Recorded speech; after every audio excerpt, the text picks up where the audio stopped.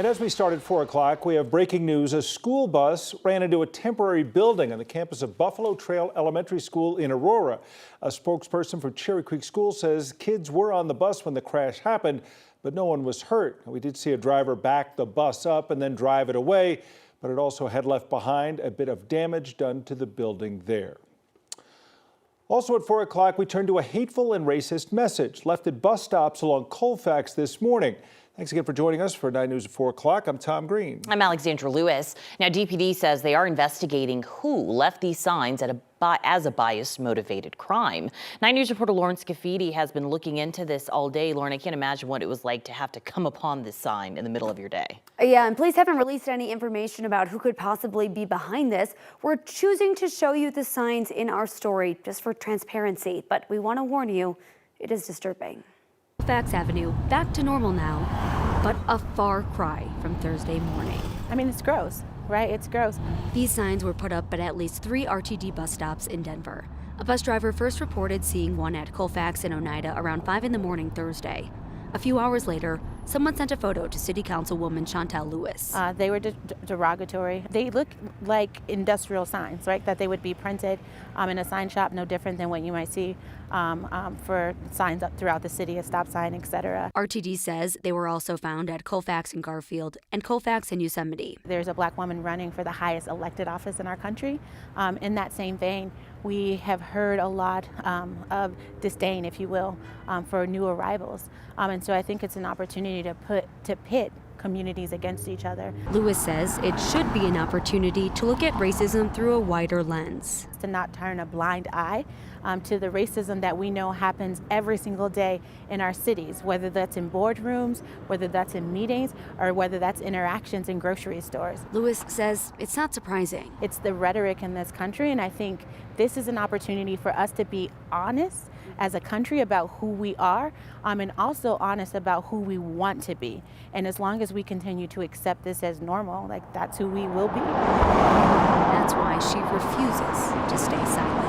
If we have an honest dialogue and seem to change those behaviors, then we can build the world in which we actually want to see and we want to see our children live in. RTD learned similar signs have shown up at bus stops in Chicago as well. RTD is getting in touch with other transit agencies across the U.S. to figure out where else it might be happening. The question becomes then, of course, who's doing it, not only why they're doing it, but what police and RTD knows about when these signs went up and how these people were able to do this. Yeah, and they removed them very quickly today, Tom. By the time we got there, we weren't able to see any of the signs at any of those 3 locations. All right, Lauren, thanks. And today, Kamala Harris did her first one-on-one interview since Joe Biden dropped out of the race. Harris and the vice presidential nominee, Tim Walz, speaking with Dana Bash of CNN. That interview will air tonight at about 7 p.m. our time. This follows the Democratic candidate's bus tour through the battleground state of Georgia. Republicans, of course, also focusing on battleground states. Donald Trump will be at a rally in Wisconsin in about an hour after rallying in Michigan this morning. Tomorrow, Donald Trump will go to Pennsylvania. The Colorado legislature special session is wrapping up. Senators took a final vote and passed the property tax bill this morning. Yesterday, the House passed that bill, which aims to reduce increases in property taxes, but not severely impact funding for schools and local governments. The governor tweeted this afternoon that he will sign the bill into law once 2 conservative tax measures are removed from the November ballot. That deadline to remove is September 6th. Over in Boulder, CU fans are gearing up for the first home football game of the season. Yeah, Thursday nighter to start it. This, of course, the second year with head coach Deion Sanders. 9 News reporter Janelle Finch is live on campus as the fans are getting primed for game time tonight, a couple hours away. Hi, Janelle. Hi, Tom. Alex, there is a lot of anticipation for tonight's game for the obvious reason. This is the first home season game of the season. The team just pulled up to do their buff walk into the stadium, and there is, of course, a lot of excitement here, even though, like you said, we're still a few hours away from kickoff. We found current students, CU alum, and even fans from Texas dressed in black and gold, ready for game time. The Buffs are making their Big 12 debut tonight, but one thing that hasn't changed is Coach Deion Sanders at the lead. This is his second season at CU, and fans say he's going to set the tone for their new conference starting today. We party harder than anybody else. We drink more Coors Lights than probably anybody. Last year was freaking amazing. So I hope this year is even better than last year because it was so much fun. Everyone had fun. The vibes were immaculate. So, you know, I hope for the best. So honestly, yeah. Baby, we're here to see the game. Coach Bond, Shiloh, Travis, yeah. Okay, go Bucks. With all that energy, they have a good shot at taking home a W today. Of course, everyone in black and gold is hoping for a CU win tonight, but we'll see what happens when the game kicks off at 6 p.m. Live in Boulder, Janelle Finch, 9 News. Yeah, tailgating is never a problem up in Boulder, Janelle. They're always ready to go. I imagine they've been out there for hours.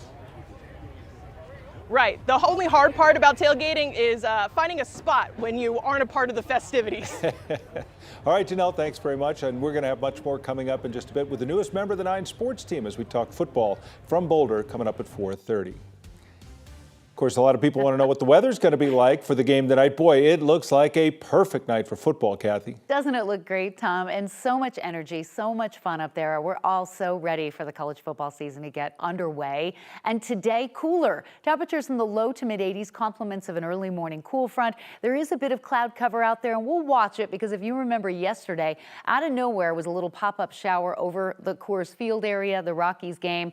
So, you know, that's not entirely out of the question, but it looks really good. We're 82 degrees in Denver, so below average and 10 degrees cooler than yesterday. But the wind picking up out of the east and southeast, so we'll be watching that pretty closely. Weather headlines include tracking those isolated showers early. We've got a warm, dry Friday, and the holiday weekend looks terrific weather-wise. But how are things looking up in the Boulder area tonight? Well, kickoff temperature will be about 80 degrees, and there's a slight chance of a foothill shower early. Skies will clear out, 72 degrees at halftime, fourth quarter temperature in the mid 60s. So that looks like a winning forecast if you ask me. Here's where all the showers are over southeastern Colorado, and there's just a couple of hit and miss showers coming off the foothills, moving from the west toward the east. Nothing severe, but again, a brief shower possible, a little thunder and lightning. Right now, all the activities around Winter Park, Netherland, and Evergreen. I've got Denver dry, but you know, after last night with the showers moving over the Rockies game when they had all the dogs there for the dog event that they have, yeah, I'm going to watch that radar pretty closely. Severe weather threat as well east of the area. Will it stay that way for the holiday weekend? I'll answer that question coming up.